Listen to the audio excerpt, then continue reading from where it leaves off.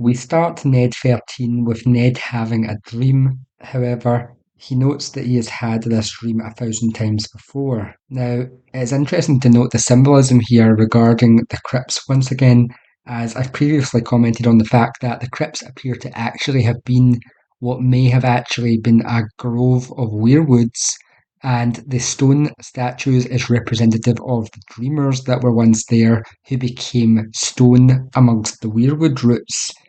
And so it's noted that when he walks through the crypts here, the kings of winter watch him pass with eyes of ice.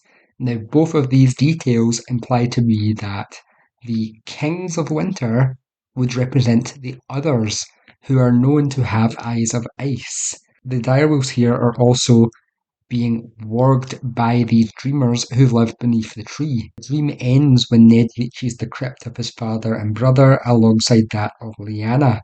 And then Lyanna says, "Promise me, Ned," before the statue weeps blood from its eyes and has pale blue roses hanging in a garland around it. Given that Lyanna and Rhaegar's tale appears to have some connection to the historical lore of the actual founding myth of Bran the Builder and Alyssa Arryn, it does make it seem interesting as to what is the actual lore connection here between this part of the story and the Kings of Winter part of the dream. As the promise Ned made to Lyanna was to hide her son from Robert because he was the true-born son of Rhaegar, and so continued to have the blood of the dragon in him, and was presumably, if Rhaegar was into prophecy, the chosen one in Rhaegar's eyes.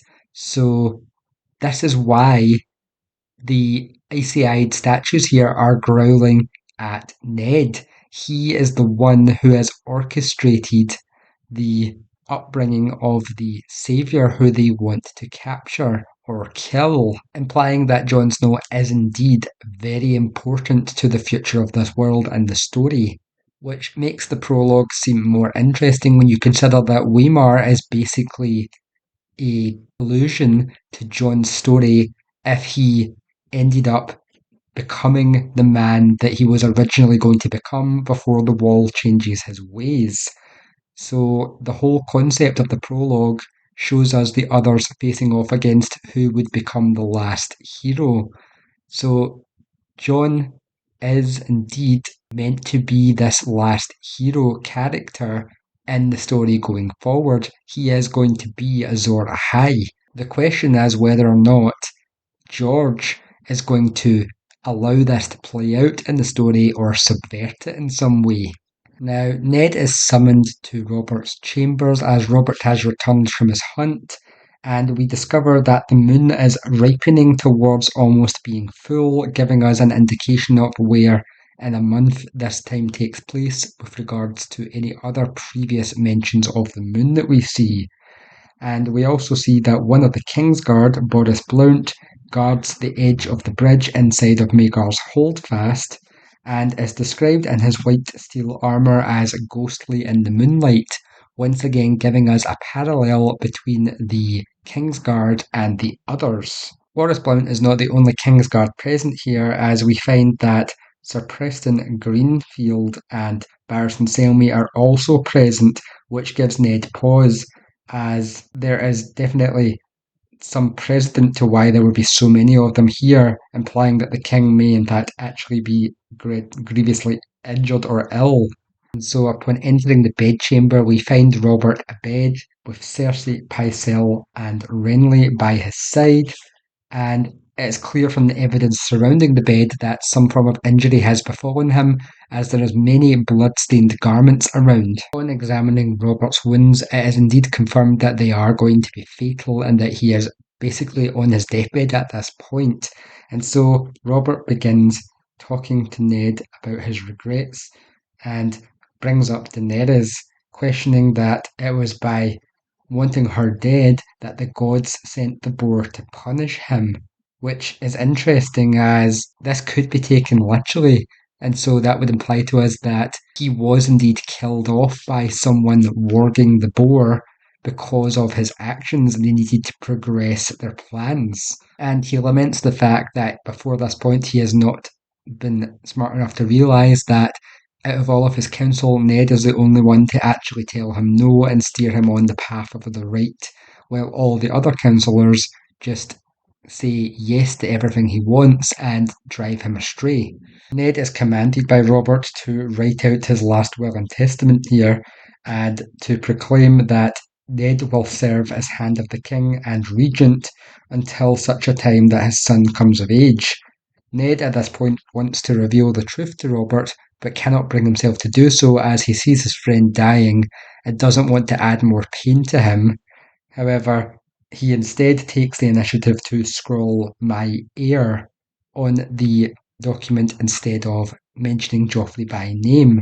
As another final order, Robert decides that he wants to call off the hit that he has called on Daenerys, and then tells Ned to get Varys or Littlefinger to call it off, as well as to ensure that his son grows up to be a better king than him. And so Cersei, sensing the end was coming, has decided not to re-enter the room and has instead fled to concoct her own plans, and Pycelle and Renly are instead made to be present to witness Robert sealing the letter as an official document. Pycelle confirms to Ned after Robert slips into a deep sleep concocted by Milk of the Poppy that the wounds are indeed fatal, as they have now begun to mortify and fester, and so there is little can be done to prevent him from dying, and Pycelle will just need to do what he can to ease his passing. And it is noted that it took 2 days to get Robert back from the Kingswood. So that gives us again some indication of how long time takes to pass in this world.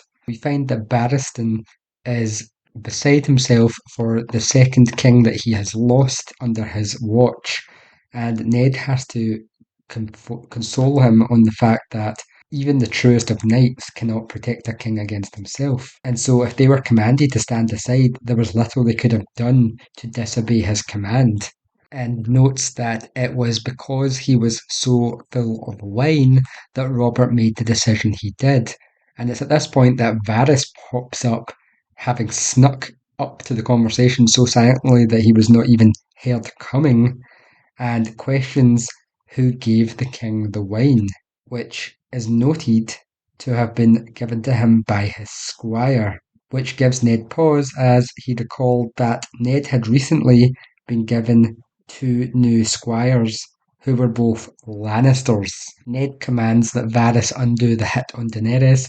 However, Varys notes that it may be too late already as those birds have already flown, but he shall do what he can to prevent it, and then it slips off to make the necessary preparations. It is following this that Ned then has a secret meeting with Renly on the bridge of Maker's Holdfast, who questions that Ned is now the Regent and Lord Protector, and offers him 30 men in his personal guard and other friends who can put 100 swords in Ned's hands, and tells him that he must strike now while the castle sleeps in order to seize the throne, noting that whoever holds the throne must hold the king, and so they must get him away from Cersei before it is too late, explaining that they need to take Cersei's children hostage in order to ensure her compliance. Ned refuses as Robert is still alive and he aims to do the honourable thing, which Renly does not seem to like, and notes that every second that you delay, Cersei will gain an upper hand on him. Ned then ups his plans to evacuate his children and assigns Tomard to take 20 men and be the one to deliver Sansa and Arya to their ship in order to get them out, and also imparts on him that he will pass Dragonstone and needs him to deliver a letter which he must pass to Stannis Baratheon only and no other people. Ned has Baelish brought to him, and Baelish reveals that he has apparently learned that Ned is Lord Protector from Varys, as no one else could have possibly knew this at this point. Ned reveals to Baelish that he knows that all of Cersei's children are bastards and aims to put Stannis on the throne. However, Baelish tries to consider him the point that it is in fact smarter to put Joffrey on the throne, as Stannis requires his help to be put in place, and that would cause issues. Baelish also hints at his potential schemes that are going on here, as he notes that Stannis would not be beneficial to his plans being on the throne, as he has too many enemies and the realm would surely bleed based on Stannis' personal grudges and his ideals. However, if they put Joffrey on the throne, then all they have to do is make peace with the Lannisters, release Tyrion, wed Joffrey to Sansa, and then wed Arya with Tommen and Robb with Myrcella. Then, by the time Joffrey comes of age, it will give him enough time to dispose of Stannis. Then, should Joffrey prove troublesome, they all only have to reveal his secret and then they can put Renly on the throne instead.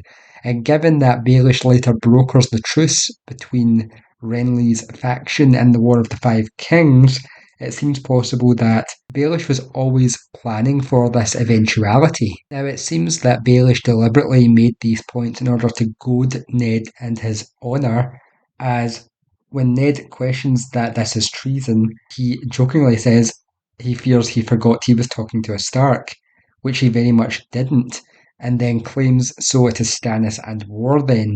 So he wanted Ned to choose war. Baelish also goes on to make note of the fact that of the people at court, there are a few that have hosts still available to them, including Bronjon Royce, Balon Swan, Loras, Lady Tanda, and the Redwine twins. Renly has 30 men in his personal guard, and the rest have even fewer than that. However, this will not be enough to take on the Lannisters, and so they must have the gold cloaks. The City Watch is 2,000 men strong, and they are sworn to defend the castle, the city, and the king's peace. But when there are 2 kings proclaimed, who do they serve?